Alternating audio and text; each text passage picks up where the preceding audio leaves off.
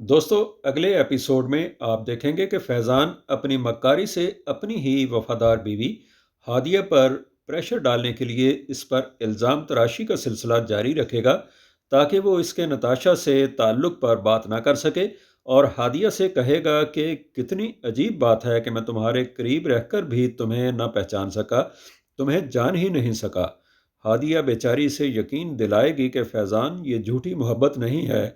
अगर आपको अभी भी कोई शक है तो फैज़ान हट धर्म इसकी बात काट कर कहेगा कि मुझे शक नहीं है हादिया, मुझे यकीन है। दूसरी तरफ फैज़ान ने अपने बाप सफ्तर के ऑफिस में जो खुर्द बुर्द की थी, वो सफ्तर के कहने पर राज़ी सामने ले आएगा तो सफ्तर सख्त टेंशन में आ जाएगा और कहेगा कि फैज़ान अपनी लिमिट्स क्रॉस कर चुका है और इसकी ज़िम्मेदार शीना है। इसके लाड प्यार की वजह से आज मैं इस नौबत पर खड़ा हूँ।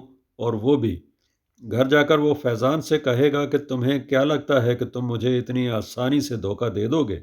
ऐसा मुमकिन नहीं है। फैज़ान मक्कारी से जवाब देगा कि धोखा कौन दे रहा है ये तो वक्त ही बताएगा, लेकिन मेरी ज़ुबान पे आपको एतबार नहीं है तो बेहतर है कि मैं खामोश रहूं। यूं फैज़ान अपनी बीवी हादिया और कज़न राजी पर इल्ज़ाम तराशी करके और कीचड़ उछाल कर अपनी ही अय्याशियों पर पर्दा डालता रहेगा। तो दोस्तों, हम उम्मीद करते हैं कि आपको हमारी ये वीडियो पसंद आई होगी।